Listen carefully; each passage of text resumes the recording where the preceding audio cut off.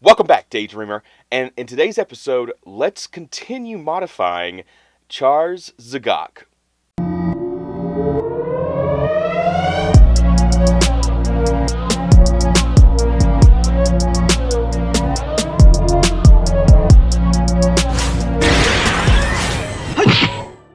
Ragtag Daydreams is sponsored by NewTypeHQ.com. Okay, for today, I really want to work on things like cleanup, Pla-Plate, that kind of stuff. I've done some more scribing, and I'm going to show that to you. And I've got a great trick to show you if you want to make laying out your scribe lines a lot easier. And especially if your kid is a master grade and it has small internal designs like this one does.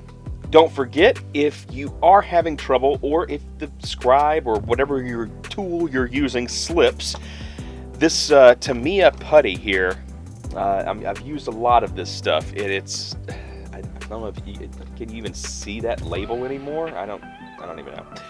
Anyway, that stuff, if you're familiar with the modeling industry or especially with anything that's coming out of Japan, you probably have heard of Tamiya before. Anyways, they have a putty paste, and it basically comes in a small, what looks like an old school, like really old school, toothpaste tube, because it's like a tin tube. I found that stuff really takes time to cure the whole way, but it bonds really well with plastics, and it works pretty well as far as, filling in little gaps or imperfections, or the scribe goes off mark and it gouges the plastic. You can fill that in, sand it down the next day, and it looks great once you prime and paint it. And if you're looking for scribes or chisels or anything to customize your Gunpla, just new tools in general, don't forget to check out NewTypeHQ. It's definitely a place that I frequent a lot.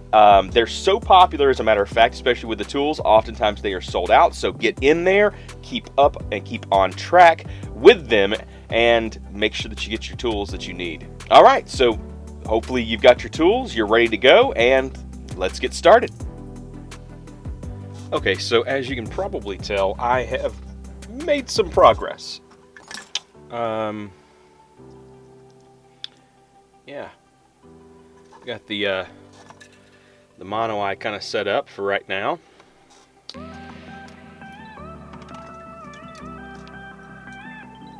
I have finished some of the scribing and even puttied my mistakes and sanded that back down, as well as here where I got very uneven on these. You may not be able to tell. I can tell. It was horrendous. When I did my double, I started with this side. This was good. When I went and flipped over, right here you can see this little zoop, just a little bloop right there. That's the indication that this was too high. You see here, that's not as close as this side is. It's a sharper angle, and anyways, it was blatant, so I decided to go ahead and putty that back up. As you can tell, the lines do match up. They're not exactly perfect. I did kind of screw the pooch on them being exactly straight. They do kind of go in and over. But I think I'm going to mask this with a little bit of Pla-Plate anyway, so no big deal. And then of course I did get this crazy top piece done as well. There's a little bit of a crooked line right there, I think, and that's it.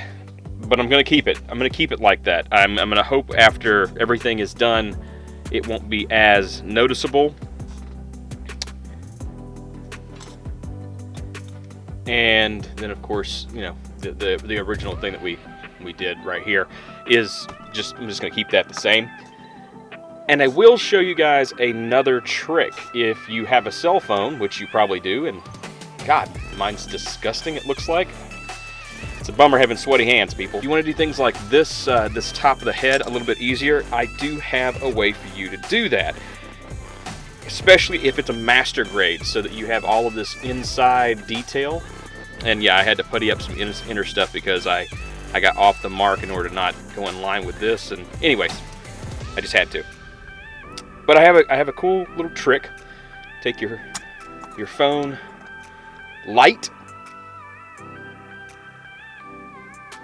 And I don't know. Okay, let's turn this off really quick.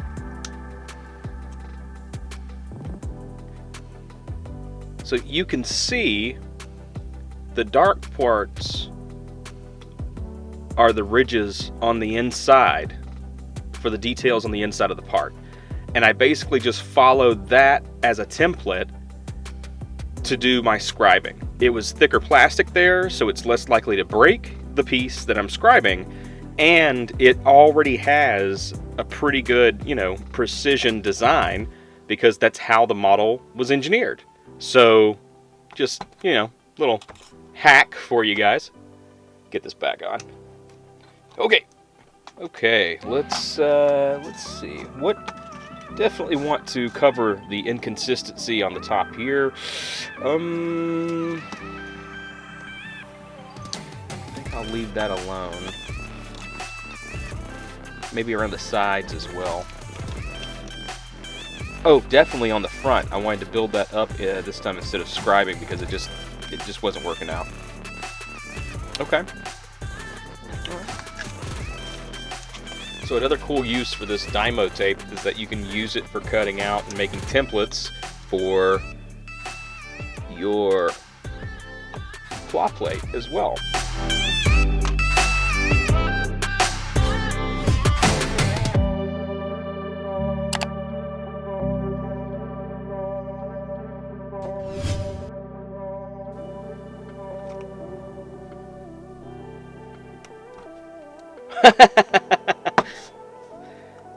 Wow. Okay, so I guess I need a new blade. Let's do that.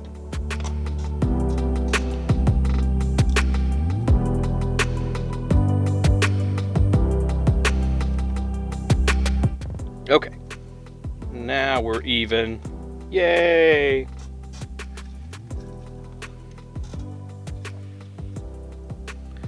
So I'm going to use the same kind of markup because I think this inside corner is pretty close on both sides, so I'm just going to use that as a indicator. Yeah, okay. I think that's even Steven on there. We'll sand this when it is completely dried, because otherwise we get like little streaks and stuff from where the plastic's fusing and it's not set up all the way and that kind of thing. So, okay. Tell you what, this is a nice little piece right here. So let's just try to cut this in half. Bring it right here.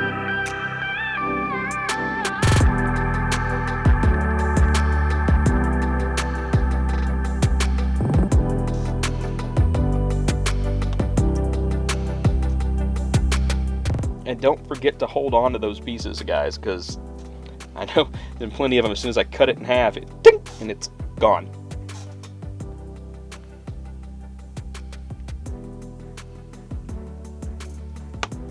Just like that. So we'll put it about there. All right, that'll be good. Alright, so basically what I'm doing is I'm going to go ahead and glue this in, but only at the very top. So this is glued in at the top. And what that's going to do is it's going to stop this from going all the way down, and it's going to allow us to have some of these cool grooves showing, and it elongates the whole unit. That's cool. And let's also look at the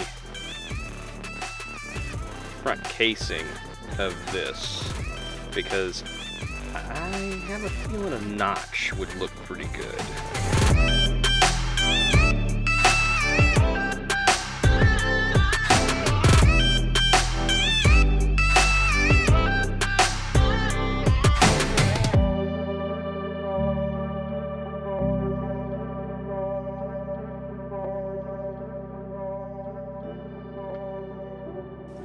We pop that back on, and you can see some of the wiring and things like that coming up through there.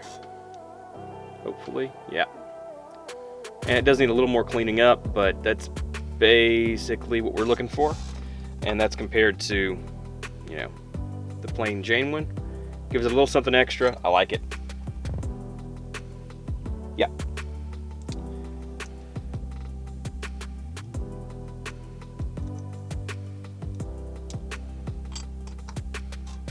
Okay, so at this point, there's not a lot more customization to do, hard customizations to do with this kit.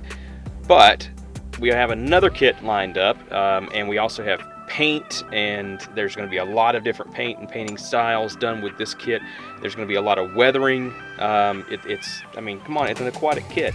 Have you ever seen a sunken ship or anything like that? Anything that's in the water, even not a sunken ship, just barnacles on a regular boat.